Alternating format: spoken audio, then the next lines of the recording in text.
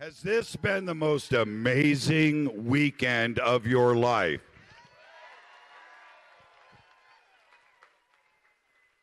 Unbelievable. Unbelievable. I'm walking around, the vibe, the things, this community, the way that all of you are hanging out, and what has been created here is so special. Contact in the Desert has grown to this. I can't believe, I'm looking out here now and I'm thinking to myself, how did we get here? How did we do this? I'm going to let you guys know right now. You guys did it. Give yourselves the biggest round of applause.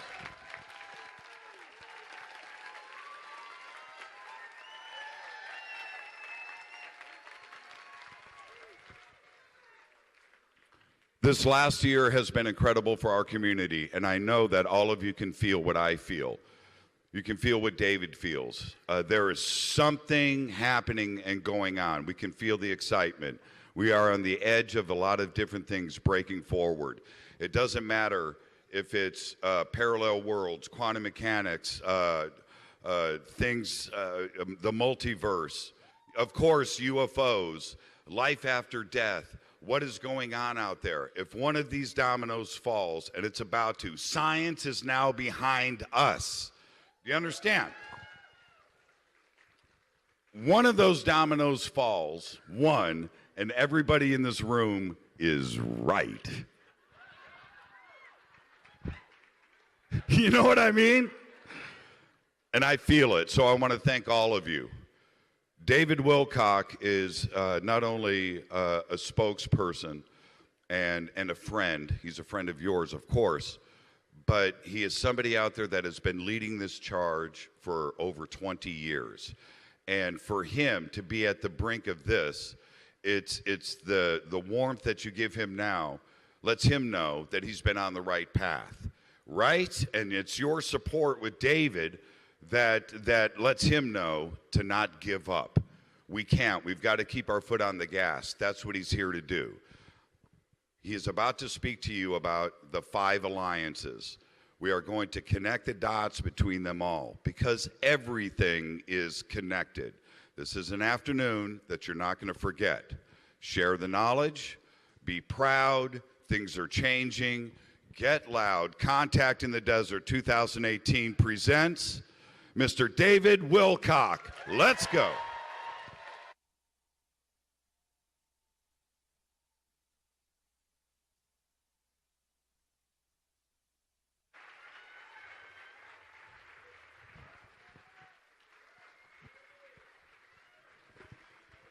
All right. This is awesome.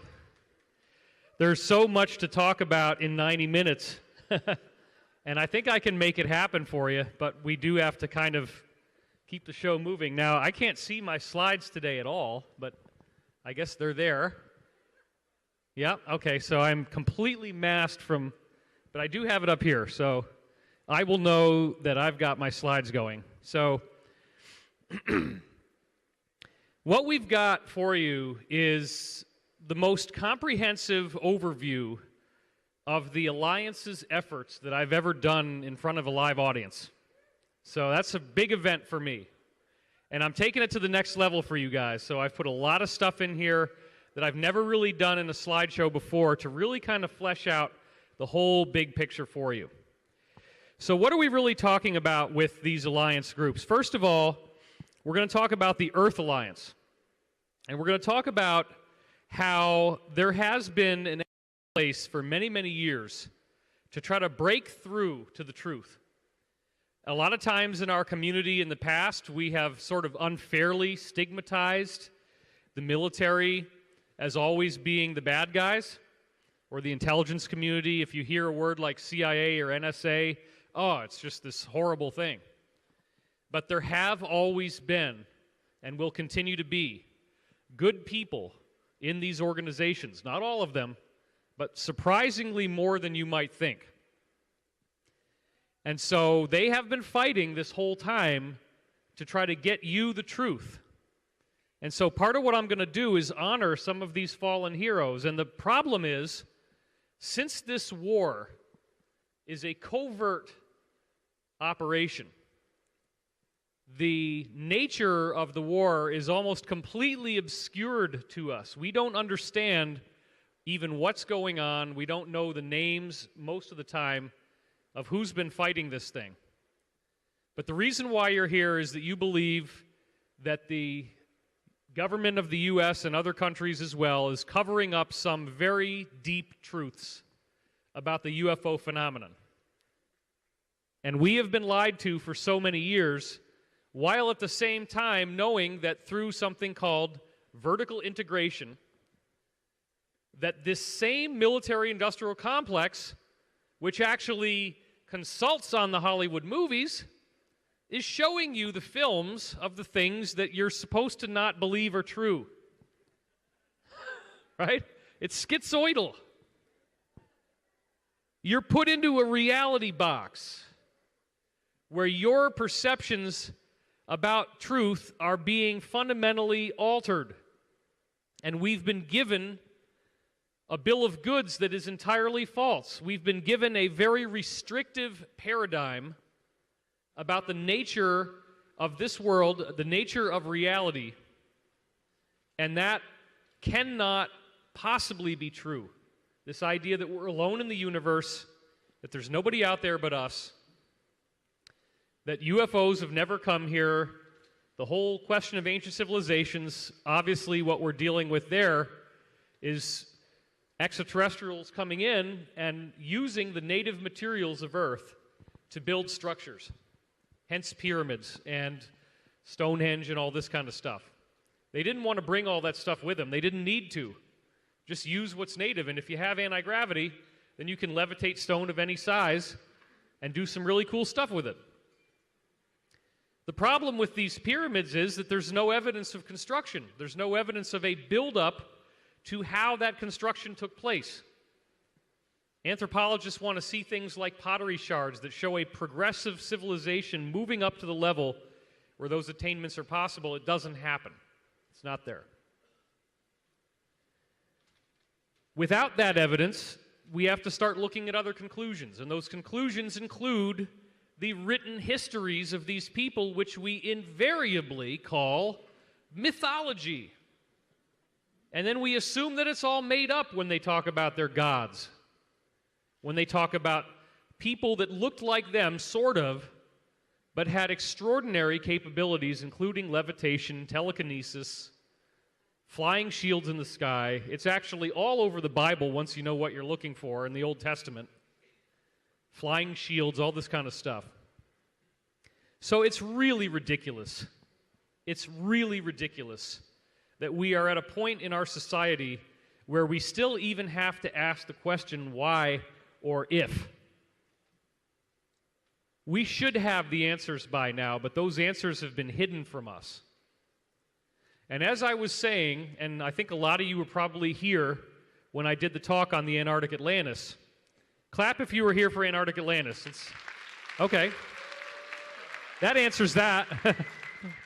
Probably a few of you weren't, but that's okay. So the point is, this group that is running the planet is a lot more interesting than you might think. And it's interesting in terms of like a really great villain in a horror movie or a sci-fi film, but it's like sci-fi horror, really, once you get into this. Because the group that is running our world is a cult. It's a cult that has the books, the documents, and the artifacts, the mummies, the craft, to prove that they are an extraterrestrial invading race, believe it or not. That's what we were talking about. There are people with elongated skulls, the remains thereof have been found all over the world. In South Africa, all over Mesoamerica, Peru, Bolivia. We see all of this stuff in Egypt with the pharaohs, and all of those elongated skulls have been confiscated. We see in Siberia evidence of elongated skulls and miners that dug them up. The Mongolian barbarians that were conquering seem to have elongated skulls. And we find tombs of the elite in Europe, in which, when you exhume the skeletons, they have elongated skulls. And they are part of these bloodlines, part of these so-called illuminati. Then it gets even deeper, as I said the other day, where you find out that the reason why they've been keeping this blood separate is that they might have lost the elongation.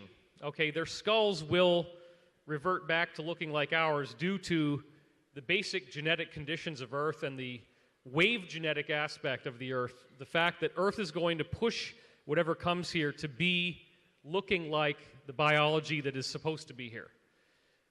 So if any of these people stay here for very long without leaving, there will be genetic pressure that will actually revert them to look more like us. But there are some who still have the elongated skulls, who don't actually live here, and they have been using portals to come and go from Earth for at least 10,000 years. There's working portals that have been in place the whole time. They come and go, and one of the big places that they come and go from is the Vatican. Believe it or not. So, and we got Emery Smith here this weekend. You got to hear from him. Give him a big round of applause. Now, he got to see a lot more of the Vatican than my other insider, Pete Peterson. Pete Peterson was able to go in there to review certain books and was told that they had books that went all the way back to a civilization that had been on Mars. And that this Mars civilization blew up their planet, which was formerly known as Maldek or Tiamat, and now is just the asteroid belt. And then, in the course of events, some of them migrated here right then, 500,000 years ago. Others migrated to the moon. And then the moon was attacked, apparently by the Draco, reptilian humanoids that we've talked about. They do look like a reptilian head on a human body, okay? They're not shapeshifters. They just look like that all the time. But the moon was attacked, and these people crash-landed on Earth 55,000 years ago, more or less. And that is where the legend of these so-called fallen angels comes from. So you have to understand, in the religion of the elite, in the religion of the Illuminati, at the highest levels, they believe that they are human-like descendants from Mars and Tiamat, but that they have the books at the Vatican Library, books from that original civilization before their planet blew up. Books that have, as Pete Peterson said, gorgeous pictures of space stations, spaceships, blueprints, diagrams. Certain books he saw were all filled with code, like some kind of barcode. It's very, very bizarre. And when Emery got to go there to the Vatican Library, he saw a lot more. And he also saw all these artifacts that they were storing in a room that apparently Pete didn't get to go into. And they have been pilfering these things from all over the world. This goes back to the Egyptian priesthood that had done a lot, because Egypt is built on top of the ruins of an older civilization where this all started. If you dig down in the Sahara Desert, 40 to 400 feet down, you're going to find ruins all over the place. And one of the things the cabal really doesn't like, incidentally, is that there are huge, huge statues buried under the ground of people who look like they are of African descent. And this group is very racist. They consider that the white people on Earth are the descendants of Lucifer. Believe it or not, that these white-skinned people didn't exist here before the folks with the elongated skulls showed up. So the origin of the white race begins with the areas of Europe where they landed, and they had the red hair or the blonde hair with the elongated skulls. Some of them were giants. And then there were migrations of those people, which is why you see these funny mummies that appeared in China, funny mummies that have appeared in Mesoamerica, etc. So look, what I would suggest is to understand we're all descendants of extraterrestrials. There is no purebred native Earth human. We've all had lots of people come here and seed different races. So this group has been ruling through fear, terrorism, intimidation, financial corruption for thousands of years. And during the time of the Crusades, they were able to use the Muslims invading Jerusalem to rile people up and get them to go and fight to get the homeland of Abrahamic religions back. And in that process, the Knight Templars were the military-industrial complex of the time, and they became a breakaway faction. And that led to a point in the 1300s where the King of France and the Pope created this big, big attack against them on Friday the 13th and killed many of them. And that led to them becoming very upset and forming a splinter group. They went off to places like Portugal and Scotland, and they continued to progress. They had the best marine technology, and they became the pirates. So that started in the 1300s. As the European countries are plundering Mesoamerica, these shipments of gold were being interdicted by the Knight Templars, posing as pirates with their symbol, the Jolly Roger or the skull and bones symbol. And that's how they got to be so wealthy. That's how they built up their base. By the 1500s, they had become so powerful with all this hidden gold that a deal was actually struck with the Vatican, a business deal, where the Templars were brought back in secretly, and they formed a partnership. And this is also during the time that you have the Jesuits in the Vatican who are using the confession as the early form of the NSA. Right? Think about it. You have to confess your sins. What you don't realize is that the priest is in there writing all that shit down. This is true. This is history. The cabal, if you want to call it that, was able to reassert control of the British government in the 1500s with King Henry VIII, and then he started to do really crazy stuff, passing these things called Bills of Attainder, where you cannot oppose him without being killed. And he actually killed several of his wives. He did not get along very well with women. And so as a result of this weird right of succession, his daughter Elizabeth ended up becoming queen. And she had a court astrologer there named John Dee who started to mess around with a cult. And he started to do these weird magical ceremonies and basically rediscovered how to successfully summon negative entities, or what we would call aliens. And these are the Draco. It's the same reptilian types. So when you see gargoyles and these creepy statues of things, that's what they were seeing when they were doing these ritual ceremonies. So it makes a lot more sense once you think about it as an actual extraterrestrial group. These extraterrestrials told the British twice in a row, don't bother to invade, don't bother to counter the invasion of the Spanish Armada that's literally sailing in to destroy England by sea. Let us handle it. John Dee is doing all of his black magic stuff, and he tells Elizabeth, just stand down, don't put any ships out there. Twice in a row, the huge storms appear that completely wipe out the Spanish Armada. All the ships sink, everybody dies. And the British didn't even bother to go out there. That sounds like magic until you think of the idea that they partnered with an extraterrestrial group that is very negative, that had anti-gravity capability, and all they got to do is churn up the water. Then it becomes really easy to see how this happened. So a very, very important point to understand here is that the way this magic works is you have to tell people what you're doing. That way, in universal law terms, technically we are being enslaved by our own free will choice. That's what they would like us to think. But this is also their downfall. Now, John Dee understood this. Elizabeth understood this. Elizabeth's illegitimate son was handed off to her lady-in-waiting, Lady Bacon, and he becomes Francis Bacon. Okay? Francis Bacon becomes the father of Freemasonry because the group, this deposed Knight Templar group, needed to get a bigger membership on the secret side.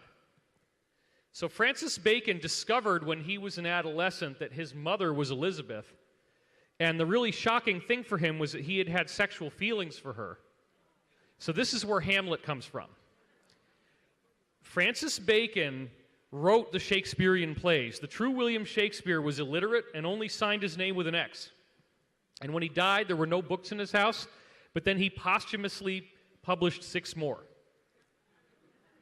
So Francis Bacon took the Mithraic initiation rites, which was an Egyptian mystery school cult, took all the basic elements of it, the lodge, the aprons they wear, the ceremonies they do, and he turned it into Freemasonry and planted it in places like Scotland and Portugal where these Knight Templars had their safe havens. This allowed them to begin recruiting on a massive, massive scale, having a secret order.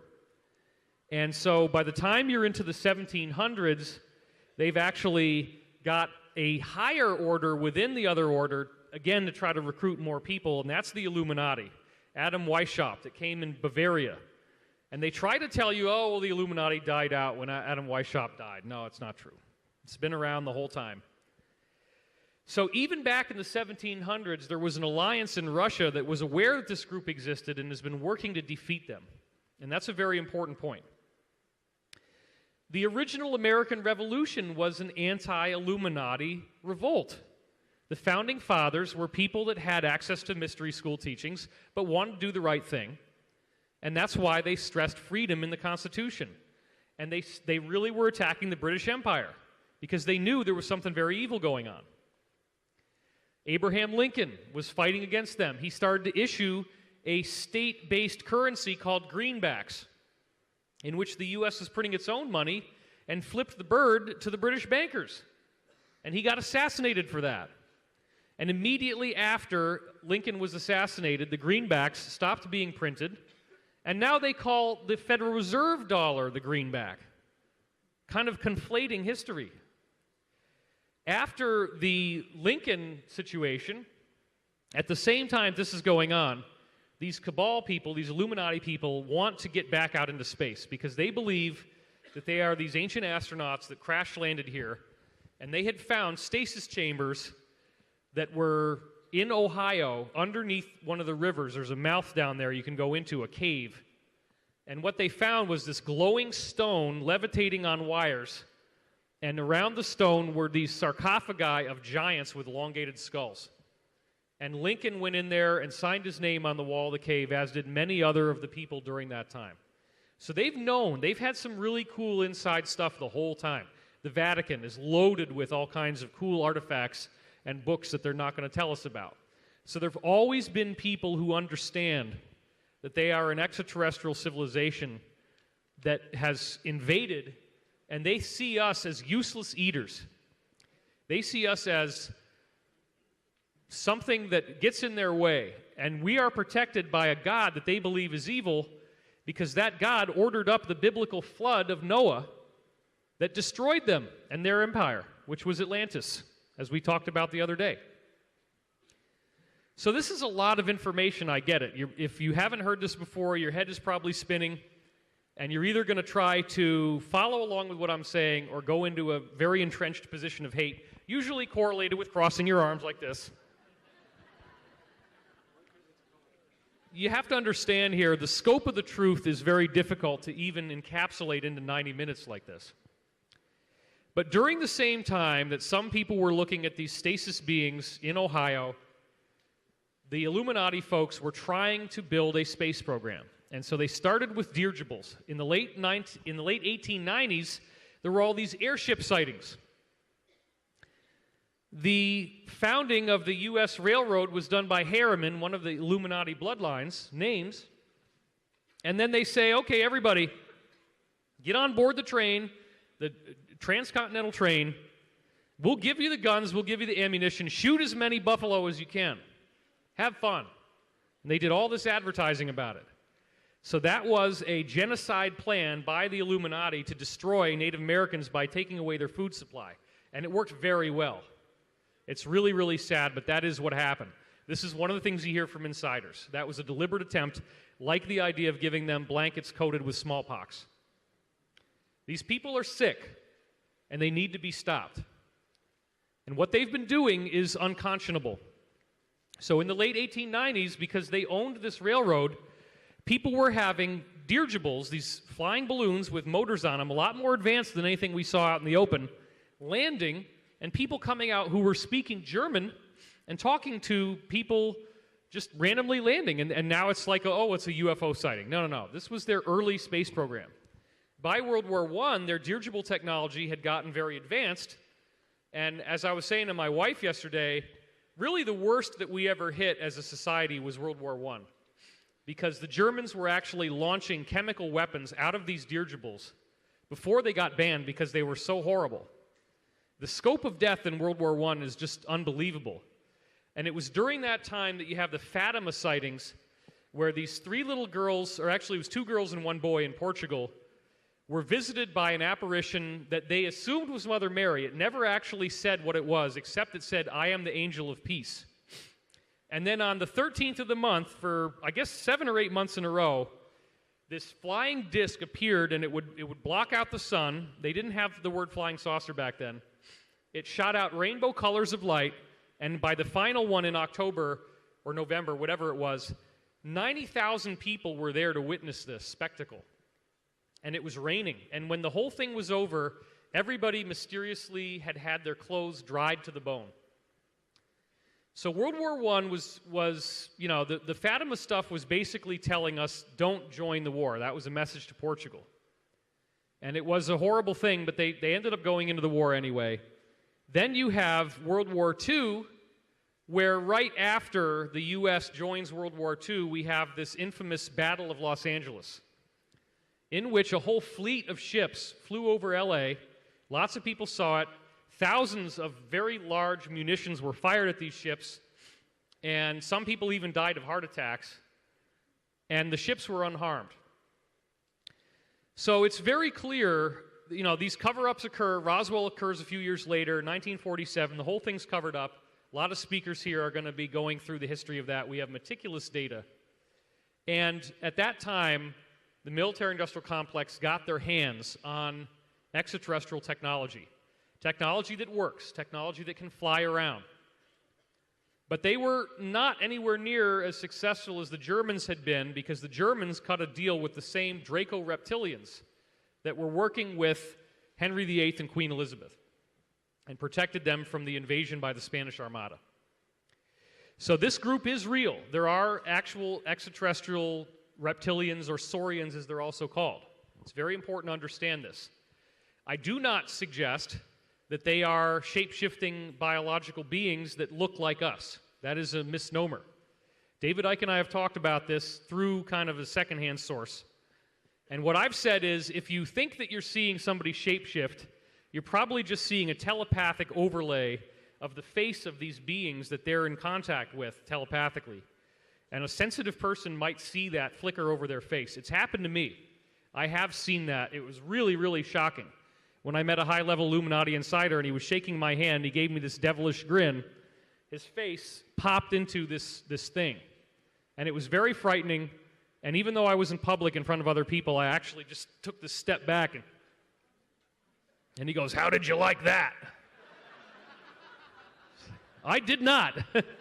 Okay. Now it's funny, but it's true. This stuff really is happening.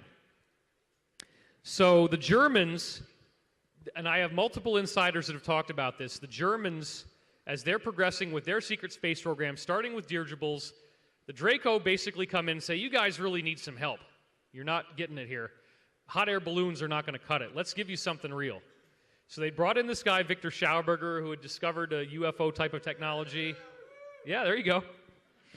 They brought in Tesla's technology, and they came up with a mercury-based turbine that they had in the late 1930s, and they were perfecting it, called the Bell, and it was also called Kronos because it would actually change the flow of time when you fire it up.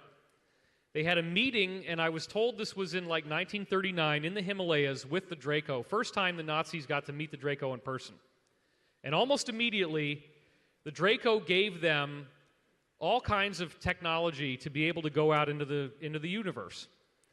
So as early as 1939, 1940, you have Nazis traveling around our solar system, discovering there's a lot of extraterrestrials, there's a lot of ancient ruins, and they were given protected space on the moon and Mars to inhabit and to build their own bases in conjunction with the Draco. In the meantime, the U.S. is way the heck behind. They only got Roswell in 1947. By that point, the Germans already almost had 10 years of working on this stuff. And then, as we were talking about in the panel the other day, in 1952, there was an overflight of ships over the U.S. Capitol building.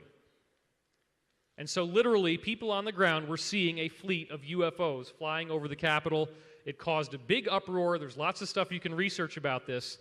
And we've now heard from multiple insider sources that was the German Armada. They didn't really lose World War II because they still had Antarctica and they still had their technology. They allowed Germany to fall because they couldn't control that part of the war, and they didn't want to reveal their hand. They knew the bigger battle was in space. So they allowed Germany to fall. Hitler was squirreled away to Argentina, where he lived out his life until the 1960s, as it turns out. And there was an interesting show called Hunting Hitler that was from the Alliance, talking about that. And then once I exposed that that show was an Alliance show, all of a sudden it got canceled, which was really annoying, because they were taking you to places that had all the Nazi insignias, Nazi swastika swimming pool, all kinds of crazy stuff, all in South America. So most definitely, the German initiative continued, and they made an offer that the U.S. couldn't refuse in 1952. They forced them to join this secret space program. So the U.S. military-industrial complex had already been penetrated by Project Paperclip, which was Nazi scientists that came over, allegedly not Nazis, and there were supposedly rules that you couldn't be a Nazi. That wasn't true. They were bringing in all these scientists by U-boats and dropping them off, and nobody even knew what was going on. So they basically just transferred their operations to the United States. It's very important. Also important is to understand that the Germans and the British were not in competition.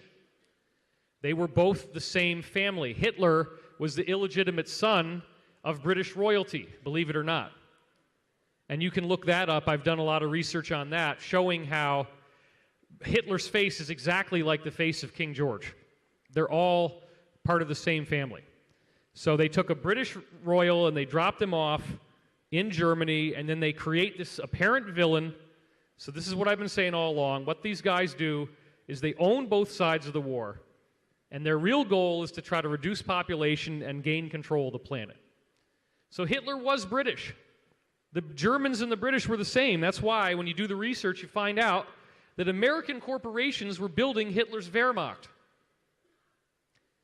Ford Motor Company, I had a college class on this in 1993. Ford, and I would be scored on whether I was right based on answering this question. Ford Motor Company built Hitler's tanks with tank plants in Germany, and when the Allied bombers blew up the Ford tank plants, Ford personally repaid Hitler to rebuild them as fast as possible. I had another class that started the same year, and in that class, my professor said that Boeing had built Hitler's bombers in America, starting them out as commercial airliners. Then they were shipped to South America, where they took the seats out. Then they were shipped over to Africa, where they were repainted as Hitler's bombers and given the right tools, and then sent right in. The whole thing was a big con. It required, the power of the German army required the U.S. Germany was not industrial enough on its own. We had a much more large amount of land and much more industrial power to do this for them.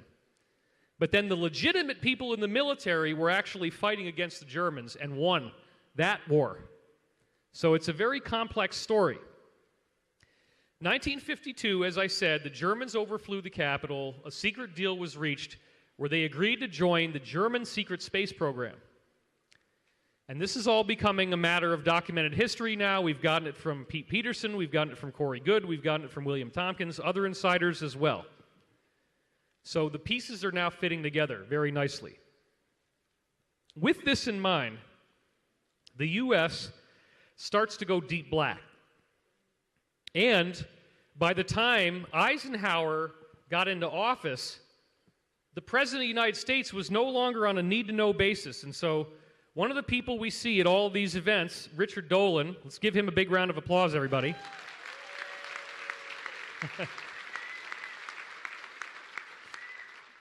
Broke this incredible story where in 1958, Eisenhower tasked this man, who was actually a CIA agent, he never gave his name, this This came out in 2013. And this man claimed that he was a CIA agent who actually was hired by Eisenhower to invade Area 51, to lead up that team. And here's Richard Dolan interviewing this whistleblower. So this is the quote from Eisenhower that we get from this whistleblower in that video.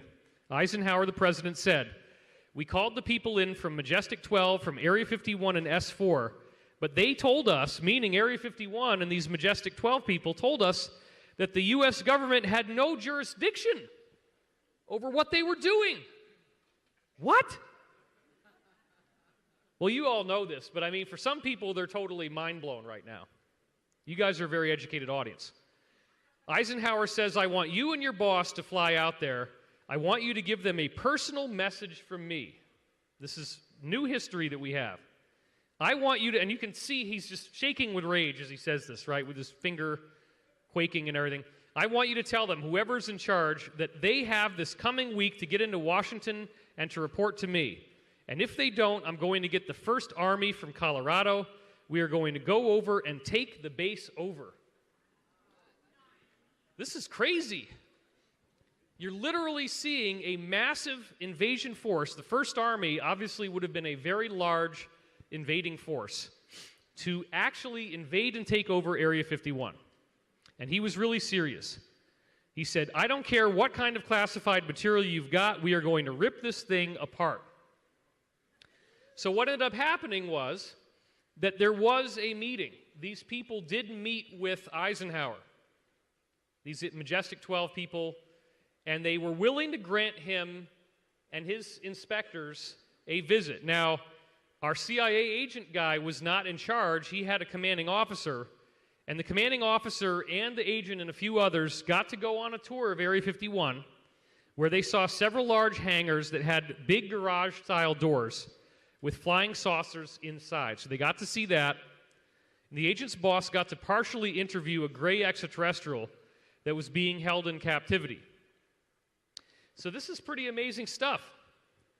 But at the same time, it was sort of like a slap on the wrist. They got to get away with just showing them a little tease. Nothing really happens. So Eisenhower warned in his closing address, which all of us know that one, the rise of unwarranted power and influence by the military-industrial complex. This secret combination exists and will persist until we rise to oppose it. So Kennedy, of course, inherits the presidency from Eisenhower and gets this massive briefing about what's really going on. And he starts to try to pass Executive Order 11110, did pass it, which prevented the sale of silver from the U.S. Treasury. Now, why is that important? Because the U.S. Treasury was getting rid of all of its silver, and that was the only collateral that we had to make a Treasury dollar, backed by silver. So the first thing Kennedy did was to stop them selling the silver off so that they would have enough left to make a non-Federal Reserve dollar. And he was secretly working with the alliance, with these people, to try to get the truth about UFOs. The same people that invaded Area 51, the same military that said, "F that, we don't want to be left out of this thing." They were advising Kennedy. Kennedy started to work with them. Kennedy was also working to create a nuclear armistice with the Soviet Union, with Khrushchev. They were having talks about that. All of this is what led to him being assassinated. The next move that the alliance made, very interesting, a year later, almost immediately after, they rushed out this movie, 7 Days in May.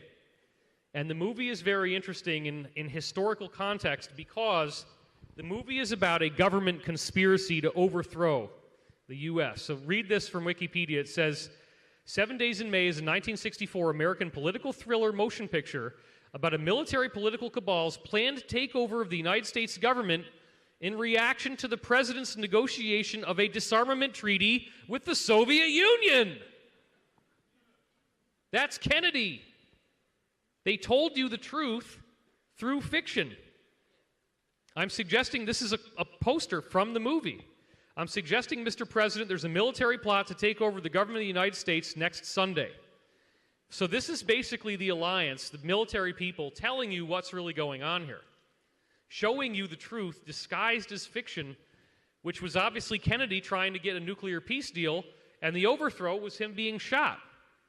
Here's another picture from that movie, and it says right here again, the astounding story of an astounding military plot to take over these United States. This is the same director that a year before Kennedy was assassinated was already exposing the Nazi mind control techniques they were using to create these assassinations and fake terrorist attacks in the movie The Manchurian Candidate, where the whole point is that this man is going to shoot the President of the United States well under mind control. And in fact, that happens a year later. So they knew Kennedy was threatened with assassination. They put this movie out to tip people off. So it's the same guy that then does 7 Days in May afterwards. Very interesting. So in the meantime, the alliance is fighting for the truth, and this is the alliance that's in the political arena here on Earth, but they're not getting any breakthrough in the UFO embargo, and at the same time, the secret space program is having quantum leaps in technology, time travel. They're building better and better spaceships. They're dealing with more and more extraterrestrial races. So 1972, the Watergate scandal was the next opportunity that the alliance tried to use to really bring down the U.S. and to bring out the truth of what was going on, because presidents became complicit in the secrecy. They got a little bit of information about the secret space program, not very much, but they all agreed on keeping everything quiet. So the alliance knew it had to actually be able to control the airwaves and the presidency if they're ever going to get us the truth. So this, of course, in 1974 leads to Nixon resigning, and Gerald Ford takes office. Nothing happens. The alliance is beaten back once again. Jimmy Carter goes into office. He tries to get UFOs to come out, but he's kept contained. And then the neocon cabal, that part of that faction, set Carter up with a Iranian hostage scandal. And I remember this as a kid. My parents were so upset about it, especially my father, because they wouldn't release the hostages. And it made Carter look weak, and Reagan takes office, Carter loses, and then immediately after Reagan's inaugurated and swears in, Iran just so happens to release their hostages. So this was a secret deal. It's all well known now that Bush Sr. set this deal up with the Iranians saying, let us win, we'll give you a much better deal. Just hold on to the hostages until the election's over. But what happens is Reagan, very soon after becoming president, finds out that this truth of UFOs is being kept hidden from us. And on March 30th, 1981, they attempted to kill him. They meaning the deep state. The reason why was that Reagan, remember, was a Hollywood actor, and he'd played Wyatt Earp and Cowboys, all kinds of stuff.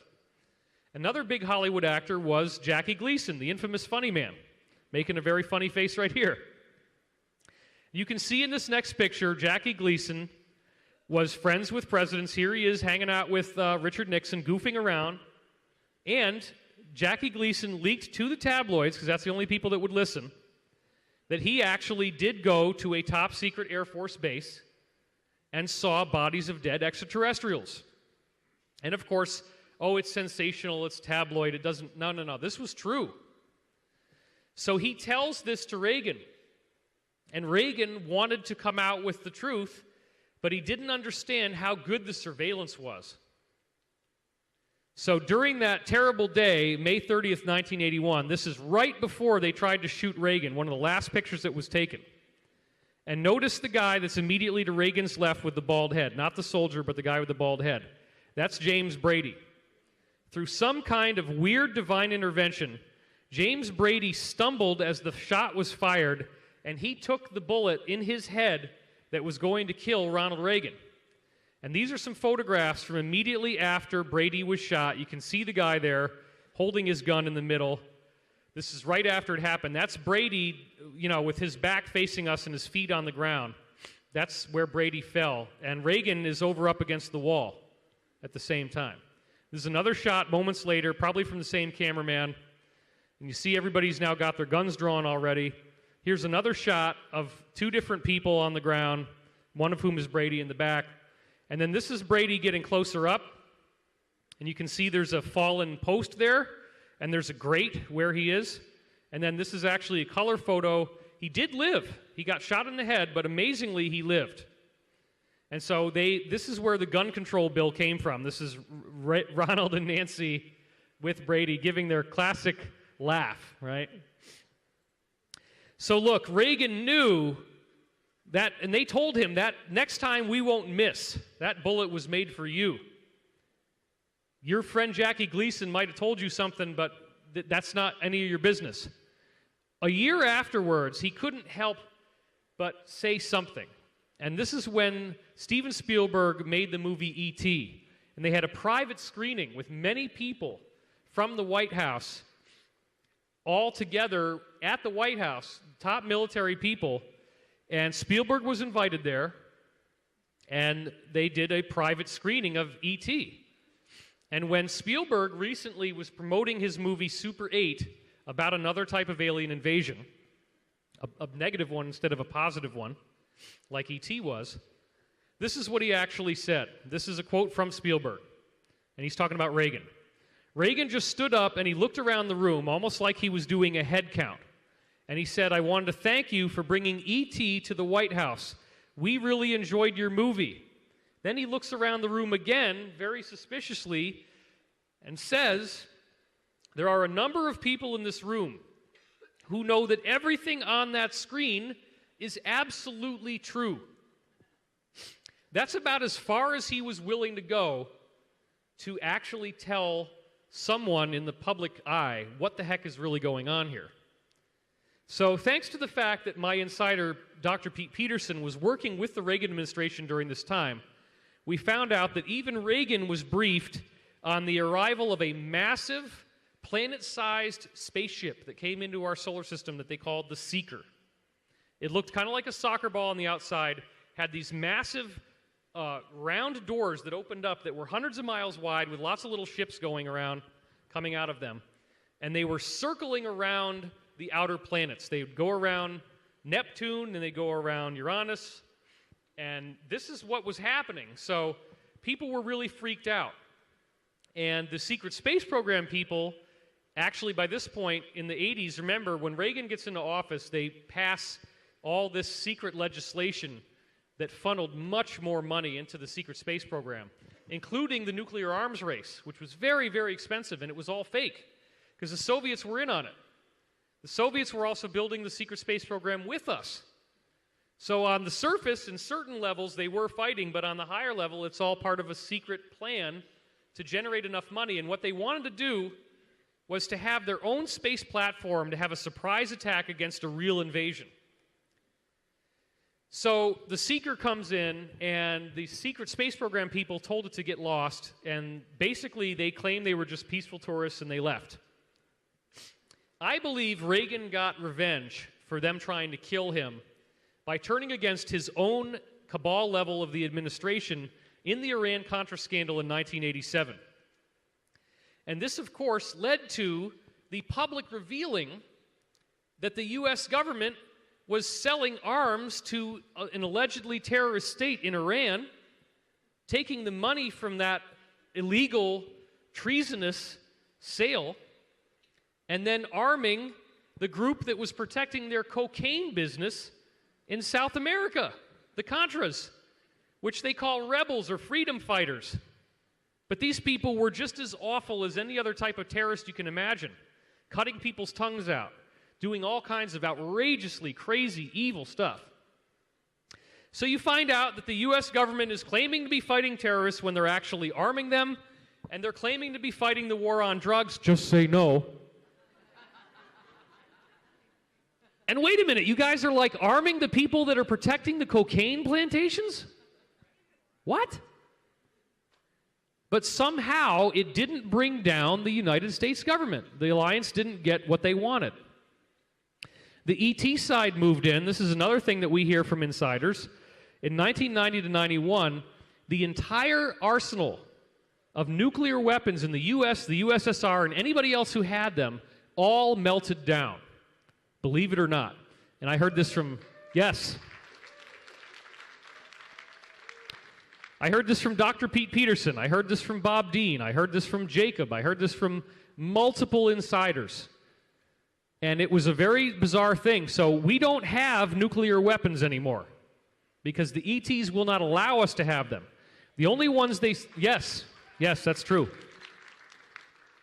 What they did is they came up with a system that is actually tracking everybody with these satellites from the National Reconnaissance Office. And if you're inside your house, they know where you are by the heat signature. And what this satellite does is it can get about, each warhead can get, I think it's 30 or 60,000 people per second. And it shoots a laser beam through your medulla, and just, you're dead instantaneously. And they have enough of these to get everybody. And that technology was finally leaked in the movie Captain America: The Winter Soldier. That's all they have. They don't have nuclear weapons, and believe me, the ETs are not going to let them use the laser stuff either. But the point is, we do not have any risk of global nuclear war. It cannot happen. It's absolutely true. So this would represent one of the ET alliance groups working to make sure that our planet will not be destroyed, because it's their lives too, and the law of free will allows them to protect their homeland from being destroyed, because they live, in many cases, in these honeycomb earth underground areas. So it's very important to understand, in the aftermath of the nukes melting down, the Soviet Union collapses, they give up, they're like, well, this whole nuclear war thing is fake, we can't keep this up anymore, we need to use our money to try to survive. So they just bow out entirely, because now they know it's not real. And then in the aftermath of that, we immediately get, it's Iraq now, it's terrorists. 1991, Gulf War, all this kind of stuff. So they immediately switch gears. Nobody really even celebrates the fact the Soviet Union was defeated. Now we got to worry about Iraq. Now we got to worry about Afghanistan. And then the alliance tried to make another big attempt in 1995. It was actually before that.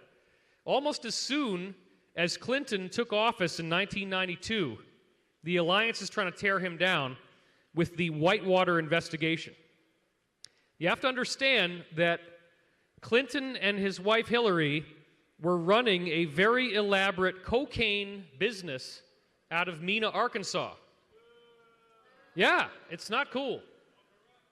And so, lock her up, right? That's what somebody just said. That's the real truth about Whitewater. It was the same damn thing as the Iran-Contra scandal that had only blown over 5 years before.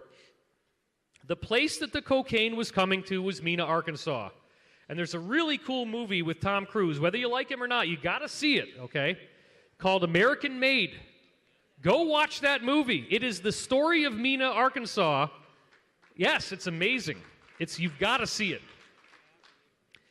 So the Whitewater thing was intended to bring down the whole cabal, folks. It was going to include that the U.S. government is trafficking in cocaine, that they're doing it with the power of what became the President of the United States and his wife. And this investigation was being run by the alliance. Here's another headline from Time magazine showing how the president's own men were trying to hinder the Whitewater investigation. And believe it or not, Hillary Clinton, the only time in American history where a first lady was subpoenaed in front of a congressional grand jury for testimony as a criminal. Right? So here's a slide about Whitewater, just so you can see some of the historical context here. It was named for a failed 1970s Arkansas real estate venture by Whitewater Development Corporation, in which Governor, later President Bill Clinton, and his wife were partners. They had accusations of impropriety, improper campaign contributions, political and financial favors, tax benefits. The Clintons were also accused of hiding files, which they claimed to have lost. Just like how they had an unfortunate house fire recently, right? You saw that story.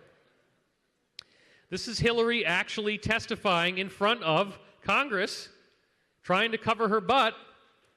And then, of course, as you all know, Vince Foster, who was one of her closest associates, was going to testify against her, and he suddenly decides to commit suicide. And so there were so many of these that they actually called it Arkanside. So this is the first hero I'd like to honor. This is Vince Foster here with Hillary. Yes.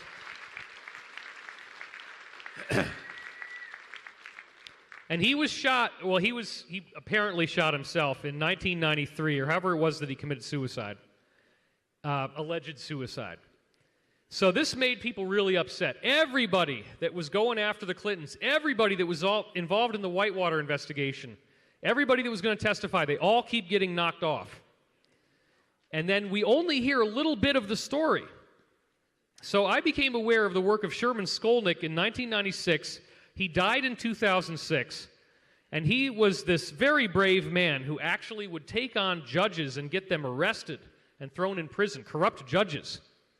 And he was also an expert on airplane crash suicide attacks, right? Where people have this allegedly accidental airplane crash, but it's intended to murder the people on board. And so this is him in 1973 talking about a jet crash during the time of Watergate, where that crash was used to sabotage part of the Watergate investigation.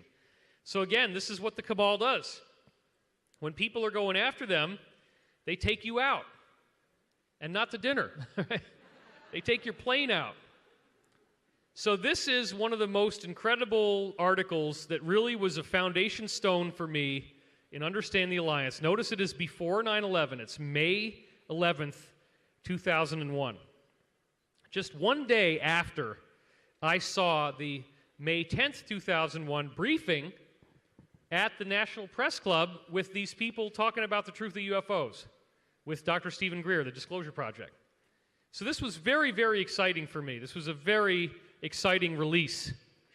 And what he was talking about here was the Oklahoma City bombings. And it's a very fascinating story, so check this out. So April 17th, 1995 is the key date. In the spring of 1995, a small group of highly patriotic flag officers were plotting to arrest their commander-in-chief Clinton for giving military secrets to the Red Chinese, a sworn enemy of the United States, an arrest that was provided for and authorized under the military code. So these flag officers were Alliance people, okay? And their goal was to try to stop the cabal, because what they do is they arm their apparent enemies, just like they did with the Iranians. So they were going to just jump right over Whitewater, but Whitewater documents actually had a lot of this stuff in there. There was a lot more to Whitewater than what we saw. It was like the Robert Mueller investigation, a different type of that, but the same kind of thing. And it dominated the headlines for years. Yeah. And then it says here, as titular head of both the U.S. civilian and military establishment, Clinton, on the other hand, could have arrested these 24 admirals and generals for mutiny. So I flagged that part in yellow to show you that the number was 24. Now, not all these people traveled together, but unfortunately, a large number of them did travel at once. So he could have arrested them for mutiny, but they wanted to blow the lid off of this whole thing. If they were not assassinated, they intended to defend themselves with proof, such as Clinton giving to the head of the Red Chinese secret police in the White House and elsewhere U.S.'s financial, industrial, and military secrets. They were going to have the proof. So that would have been the end of it. Just like with Watergate, they tried to make that the end of it. Just like with Iran-Contra.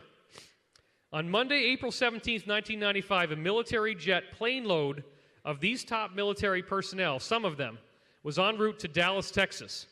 They had on board what is not supposed to exist, an American prisoner of war prepared to finger the Pentagon, as perpetuated by Clinton, as continuing the POW missing in action cover-up from the Vietnam War. So they actually had a guy on this plane who was written off for dead as a POW. Oh, he's long gone. When in fact, he had been there the whole time, still a prisoner, still being tortured, and the U.S. had completely ignored him because they really don't care. On the deeper level, this cabal stuff, they really don't care. So thanks to sabotage, the plane exploded in the air and killed all on board near Alexander City, Alabama. The Pentagon made every effort to cover up what happened. There are strong reasons to believe the plane had a portion of a group of 7 Days in May style military officers plotting a coup against the White House. So this was really serious. This was the Alliance, and you saw what 7 Days in May was. Now that movie, of course, was talking about the people that killed Kennedy whereas this would have been a benevolent 7 days in May kind of situation.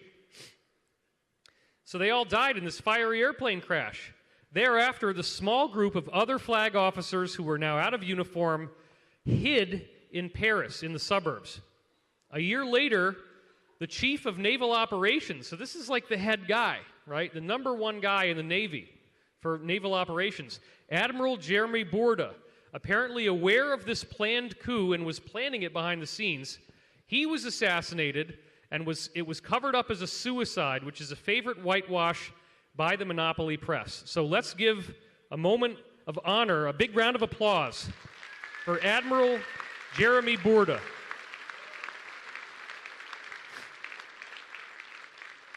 And I'm serious in saying there are so many heroes that have been fighting for us in the Alliance that we will never know about.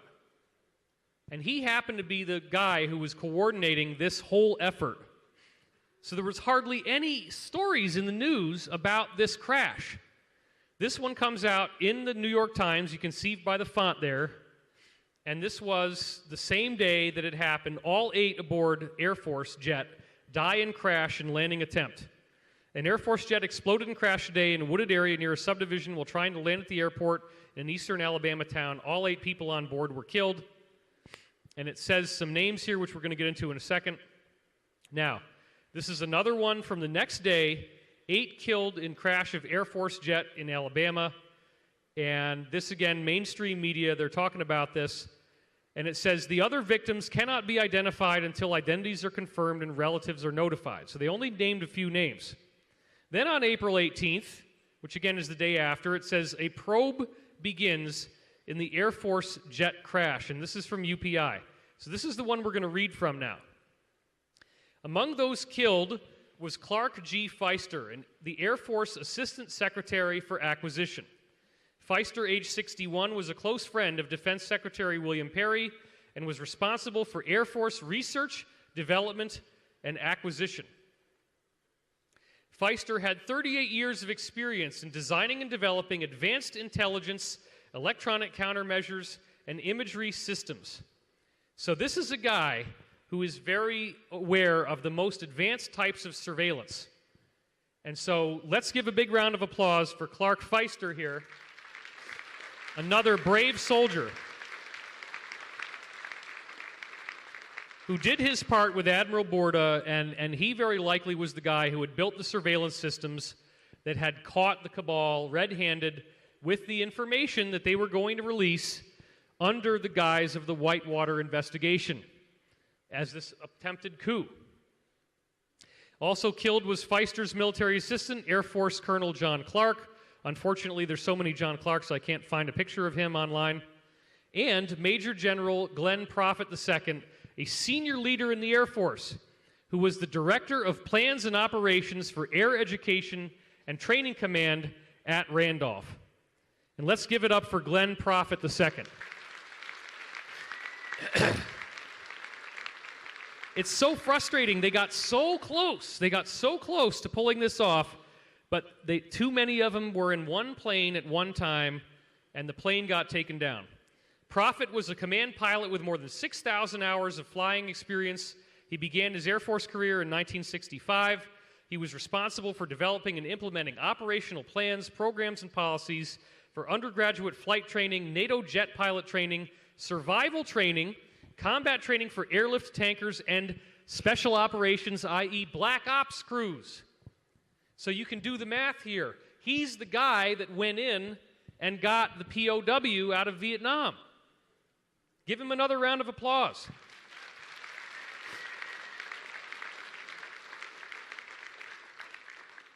This is really serious stuff. So then it says the other victims were identified by the Air Force on Tuesday as Major Hubert Fisher, who was assigned to the Pentagon, and retired Air Force Major James Horn. So these were some of the other guys in the crew. The two-man flight crew, Captain Paul Carey, an Air Force instructor pilot, and First Lieutenant Paul Bowers, an aircraft commander, also died in the crash. They don't say anything about this other guy. The name of the 8th victim, a U.S. Army sergeant, was being withheld pending notification ex akin. That's the POW. They don't want to tell you who he is because it would blow the lid off of the thing. Air Force officials at the Pentagon declined to speculate as to the cause of the crash, but witnesses on the ground reported hearing at least 2 explosions as the plane flew over a busy highway near Alexander City and fell into the thick woods near a subdivision. Whoa, whoa, whoa, hold on a minute. Eyewitnesses are hearing 2 explosions. That's not a typical plane crash. That's a bomb. It was either blown up from inside the plane or it was shot down. And these are top military people. Don't you think that there would have been this amazing wave of national indignation? Everybody's calling for an investigation. Everybody wants to know what the heck is going on because you got top military people clearly shot down in an airplane. There's some kind of conspiracy. It's like JFK all over again. But then we got a little bit distracted the day after we heard about this.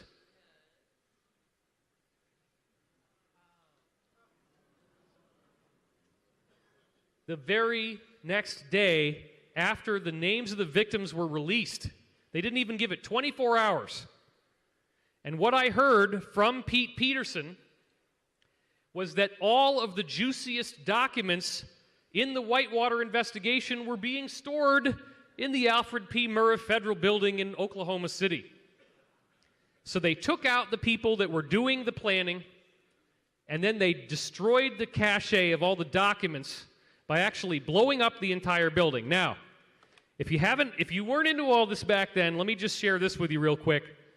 The little bomb that Timothy McVeigh made in a frickin' van could not possibly have been strong enough to blow the shit out of this building all the way up to the top floor. This was a controlled demolition.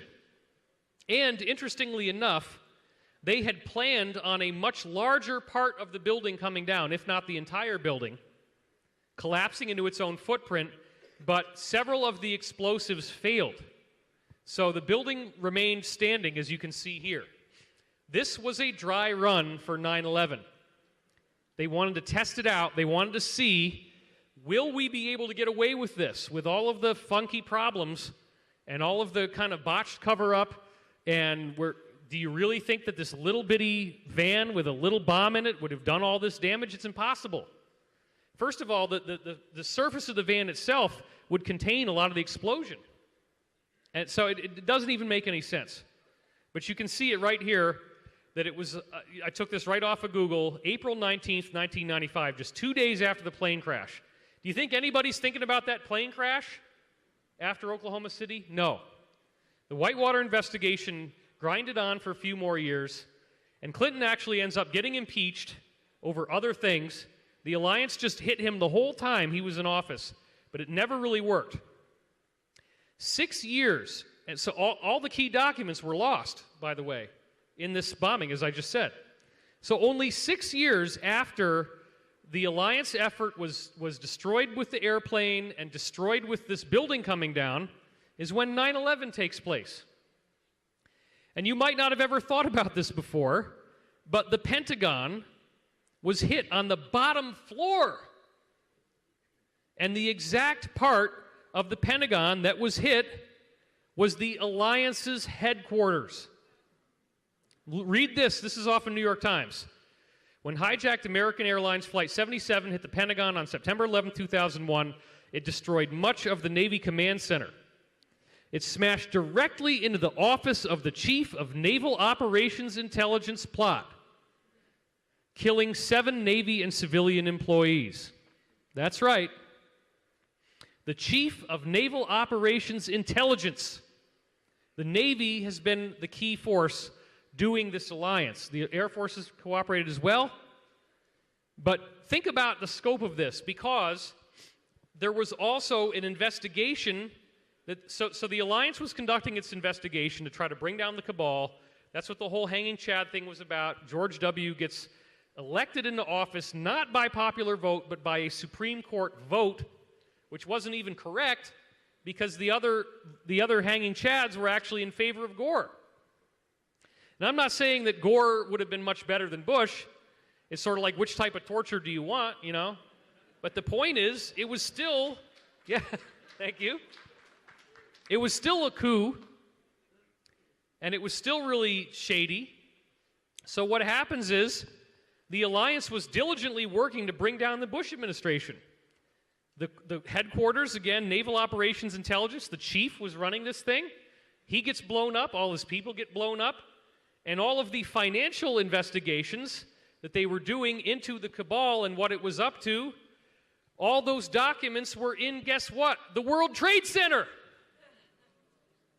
So they blew up the World Trade Center, brought it down into its own footprint, just like they had 6 years before, Oklahoma City, same situation. So this was a precision-targeted attack against the alliance. They never gave up, though. They kept working behind the scenes. They already had surveillance in place in the White House prior to 9/11. They have footage of these guys planning 9/11. That video will come out as this whole process, yes.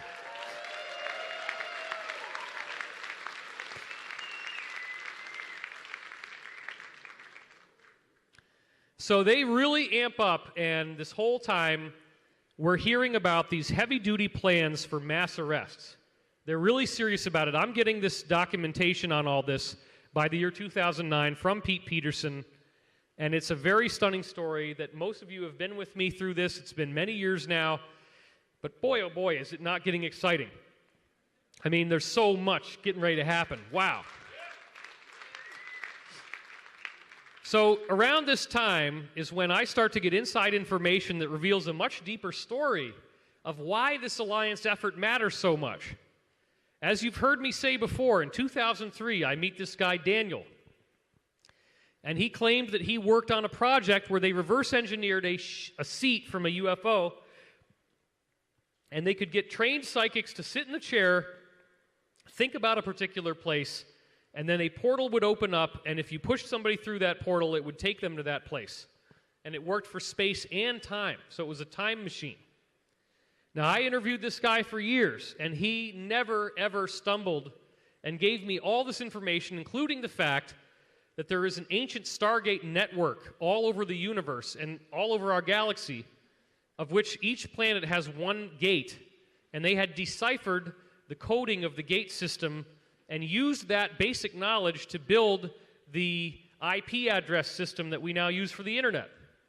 So when DARPA designed the internet, they did it in homage to the same codes that they use, more or less similar codes, in the Stargate system. Really fascinating. So then, 2007 is when Henry Deacon pops up on the scene with Project Camelot. This is the first time that I get introduced to somebody who's claiming that he's working in a base on Mars. And I traded information with Project Camelot about Daniel to get access to Henry Deacon, and I spoke to him for a total of over 80 hours on the phone. And we got into so much depth where he would go to work at a typical military base in the UK. He'd go through this machine called the corridor, and then on the other side, he'd end up on Mars, and he'd take a sub-shuttle bullet train type of thing to get to his office. And he was responsible for repairing advanced technology. He saw many, many different types of extraterrestrials. He estimated, I forget exactly how many, I think he said 200 different types of extraterrestrials that he had seen, many of whom he had meetings with, and he said that there was 260,000 personnel working at the base that he was at on Mars, and only 10,000 of them were born on Earth. It's stunning, stunning information. And we're peaceful with these beings. We're engaged in trade. Extraterrestrials are already a part of our lives, and he was working in this very, very classified program that hardly anybody has access to. So then 2 years later, I meet Emery Smith, and now you guys get to meet him. By this point, I'm already talking to Deacon. I'm already aware that they are autopsying beings, because obviously some of these beings die, but I had no idea how many. I had no idea, as Emery tells me, that there's 3,000 different specimens that he took. It's unbelievable, the scope of this thing, okay? So Emery gave me all this information about exobiology. We've heard that throughout this weekend, and I didn't think he would ever come forward. And he lost it. I mean, he burst into tears telling me his story, and it was incredibly compelling. During this exact same time window, 2009, Pete Peterson suddenly popped up. He gave Carrie Cassidy an interview. She sends me this wave file of it recorded, or it was an MP3, and I listened to it, and I said, we got to get this guy right now. So I paid for the flight, I paid for the hotel, I paid for the rental car. We flew out to where he was. We stayed in a hotel nearby. It was a beautiful country area. And right that time is when we got the Pete Peterson interview captured on videotape. And it was stunning because he continued to talk to me after this, and he revealed that there was a huge plan in place for this alliance to break down the cabal, and they wanted to tell us everything that's going on. They wanted to give us the whole truth. And this is where I first heard about the plan for mass arrests. They want to grab a whole bunch of these people all at the same time. But you look at the murderous opposition. You look at Eisenhower trying to invade Area 51, and they just give him a little taste and say, now get out of here. You look at Kennedy trying to bring him down. They blow his brains out. You look at, they try to bring down Nixon. He resigns. They never got to do the whole thing. He just said, oh, I'm out of here. You know? Then you look at what happens with Reagan. He's trying to tell us the truth about UFOs. They try to shoot him, and the only thing he can do a year later is talk to Spielberg. Then you look at what happens with Iran-Contra. We get revealed that our government is trading with our terrorists and doing the cocaine business, right? Ollie North was running the cocaine business. Then you find out that the people who were actually running the cocaine business run for president and win as the Clintons. And then somebody tries to arrest them, top military coup, and those poor guys get shot down in a plane, and before anybody has time to investigate, out comes Oklahoma City, which conveniently destroys all the documents in the Whitewater investigation. Then 6 years later, they pulled it off again. Head of Naval Operations. They shoot a missile, which they said was a plane, right into his office in the Pentagon. Blow his ass up. And then take down the towers where they had these documents that they were doing for the investigation. So the alliance is really pissed, obviously, because this group has been controlling the press. You can't just come out with this stuff. You can't just tell people what's going on. You're going to get killed. And there's been many, many of these types of things. We only get to know some of these people.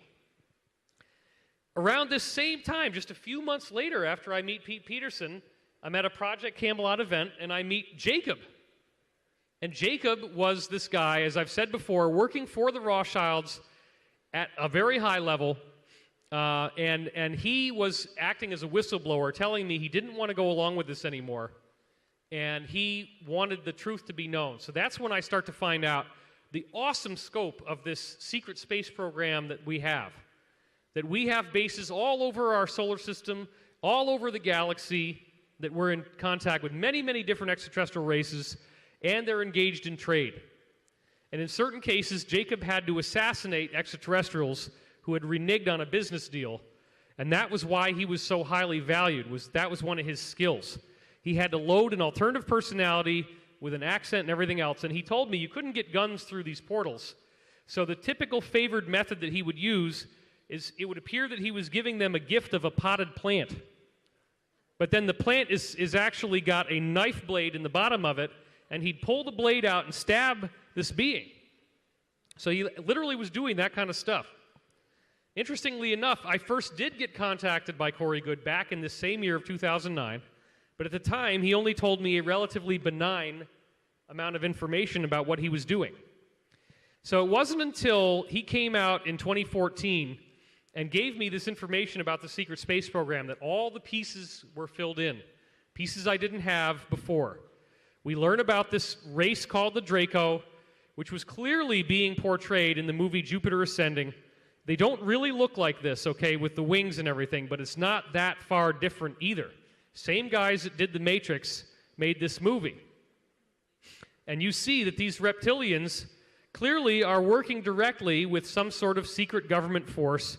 They're very menacing, they're very upsetting. And again, this is not exactly what they look like, but it isn't a whole heck of a lot different either. And so, see this face, and then this is what Corey is saying it actually looks like. So not a whole heck of a lot different. And there's a subservient race they have known as the Reptoids, and they look like this. And so you can see this is some pretty disturbing stuff. The German aspect, the Nazi aspect, is helping the Draco. That's called the Dark Fleet. They wear these kind of uniforms. It was very fascinating when I had Whitley Strieber on my panel at Conscious Life Expo last year, and he reported, remembering in his abduction experience, people that were human with black uniforms involved in his abduction. So Whitley Strieber was probably contacted by the Dark Fleet, didn't even realize that this is what was really going on. So the 5 factions of the space program, Solar Warden appears to be the one that Henry Deacon was in. It's the guardian of our solar system, protects our air traffic. Then you have the ICC, or Interplanetary Corporate Conglomerate. That's a group of the corporations, the defense contractors, that broke away and said, we're going to do our own thing. And they even broke away from the rest of the space program. They have some interaction with it, but not a whole lot. Then you have Global Galactic League of Nations, which was the kind of apologetic cookie thrown to the world leaders, where they get to go to one planet, they have one base, and they're told that's an outpost to defend against extraterrestrial invasion. So they get some cool stuff, but they really have no idea what's going on. You have a military faction that provides security and logistics for the other factions. Then you have the Dark Fleet, as I just said, and there's also certain small groups called scout groups. So some of the overview here, there's over 100 colonies that they've built just in our solar system. They're mining, and then they have living quarters near the mines. They take the mined material and they go to these massive manufacturing plants. And let's just try to skip ahead a little bit here, because I am getting the warning here, so that we can talk about these alliance factions. Okay, so let's go to this. This is a good one. So I'm working with Corey Goode, and he's telling me about that an alliance is formed within this secret space program, and it includes different parts of these 5 factions. He gives me the whole story between October 2014 and February 2015. And on February 27th, the Blue Avians, this group that nobody had ever seen before, asks for Corey by name. It's pretty amazing. And so on March 1st, he was actually taken up and transported to the Lunar Operations Command in this craft, which is what he calls a DART. 2 seats in the front and 3 in the back. And then he got into a room. This isn't exactly what it looks like. This is kind of an artistic interpretation, but it was a conference room in which these beings appeared behind him as he's meeting in front of this Secret Space Program Alliance. And the Secret Space Program Alliance is telling him they want to release all of their technology to humanity. They do not want this to be kept a secret anymore. Give them a big round of applause, everybody. It's fantastic. Now, they have been heavily attacked by other parts of the secret space program. They have not been able to get their goals reached, which is really sad. But then, as a result of Corey and what happened, we hear about the Sphere Being Alliance. Now, this is also some very fascinating stuff, because beginning in the late 1990s, all these giant spheres started coming into our solar system. So this is from June 2nd, 1998, and in this animation you see these 2 gigantic planet-sized objects crash into the sun, and then a huge plume of solar radiation coming out, which NASA said was unrelated. Okay? But the size of those objects are literally planet-sized.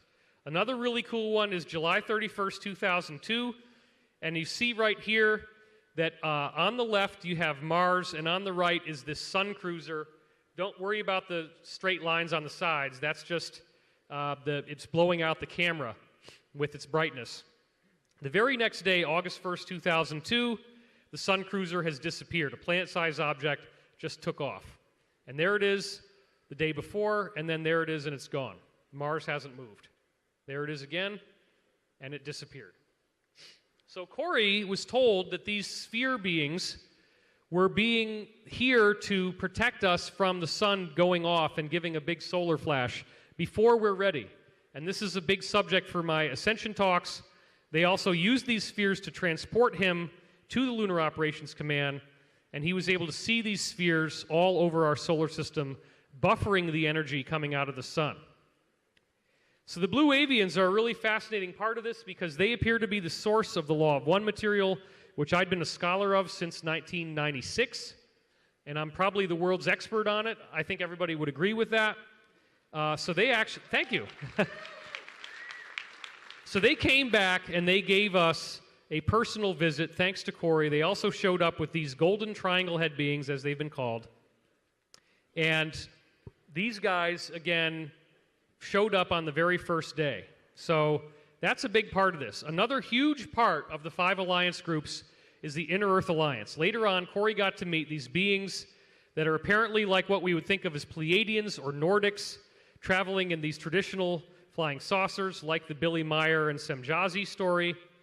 That apparently is these Nordic extraterrestrials coming from inside the Earth, and they are also working very diligently to try to bring us the truth. And so this is some of their under-Earth areas. This is Corey's artistic renditions of what they look like, a certain group. And this is the priestess Kari that we've heard so much about. Various other groups illustrated here, some of which look Asian and have darker colored skin, some of which look like they're from Africa. And it turns out that these people are, in fact, coming from our future, Earth's future, and they are very interestingly involved. So the second to last group here, because I am being kicked off the stage and I don't want to be disrespectful to the next speaker, the next group is the Military Industrial Complex Secret Space Program. And so this group is working within the lower level space program where they don't have access to the deeper levels. And this group was built to be a fall guy, where they revealed that they have some space platforms and they have ships that can travel our solar system, but then they're going to tell us there's only 1 or 2 ETs, if any, and there's nothing really to know out there. So Corey was abducted by these folks. He was interrogated and put through torture and outed people in the Secret Space Program Alliance. And then this is also where we found out about that they now have in the Military Industrial Complex group these triangle-shaped craft that are very advanced, and they've been shooting down the Draco as the Draco have been trying to escape our planet. So that's what these Draco craft look like with the extended teardrops. And here's the triangle craft. So let's give them a big round of applause for doing their part. Most likely, this is what we're going to hear about first. They're triangles. We're not going to hear about the Draco right away. The last group that I wanted to get to before we were out of time here, which I basically already am, but, you know, it's just a lunch break, so a little bit of flexibility is okay, is the Olmecs. So after Corey had been brought up there, he was introduced to this man who identified himself as Mika. And Mika said that he was part of a group that he was the equivalent of Corey Goode on his planet, where he was the first person that had been contacted by the Blue Avians again, and his planet, like ours, had been enslaved by the Draco. The Draco always do this behind the scenes. There's laws of free will where they can't openly appear. They have to contact people who think of themselves as elites, get them to form a cult like the Illuminati, get them to control and dominate the planet while working behind the scenes, and giving them a secret space program that the people don't know about. And that becomes a breakaway civilization. Mika's people are fascinated by our music. They have 70s music on playlists that they listen to, believe it or not. I don't blame them. It's great. It's a great era. And they did at one time come here and land in Mesoamerica, and they were extraterrestrials, and they built these huge heads of themselves, which again look like people of African descent, but somehow they end up in Mesoamerica. Well, that's the same group. That's Mika's group. So they did come here for a while, and they built a lot of these giant heads, as you can see here. It was a fascinating series of archaeological discoveries that were made. And they are essentially working to help us get through this transitional phase. So yeah, let's give them a big round of applause. All of these different groups are working together, and they're all working to try to bring us into a common understanding, a common sense of what's really going on and where we need to go as a planet. When the truth comes out, we are going to get such an incredible, incredible piece of information dropped on us, and that's where I'd like to, again, if you didn't hear it yesterday, I want to go through this again 2 days ago, where the President of the United States teased that there's going to be a 6th branch of the U.S. military called the Space Force. This is incredible stuff. 6 weeks after Trump told a crowd of U.S. Marines at Miramar Air Station, he's at it again, teasing the idea of a Space Force. And this was done while he's giving a trophy to the Army football team. And he says to them, "You will be part of the 5 proud branches of the U.S. Armed Forces: Army, Navy, Marines, Air Force, and Coast Guard. We're actually thinking of a 6th military branch, and that would be the Space Force." Does that make sense? It's happening. Because we are getting very big in space, both militarily and for other reasons. This is the MIC part getting ready to come out about the flying triangles. And we are seriously thinking of the Space Force.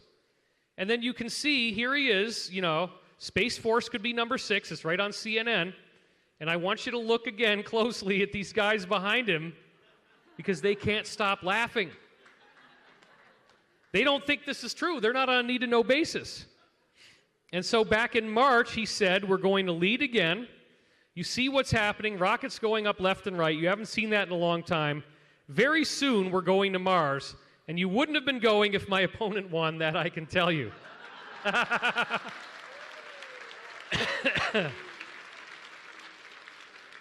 My new national strategy recognizes space as a warfighting domain. We may even have a Space Force. Then he goes, well, no, we will have a Space Force.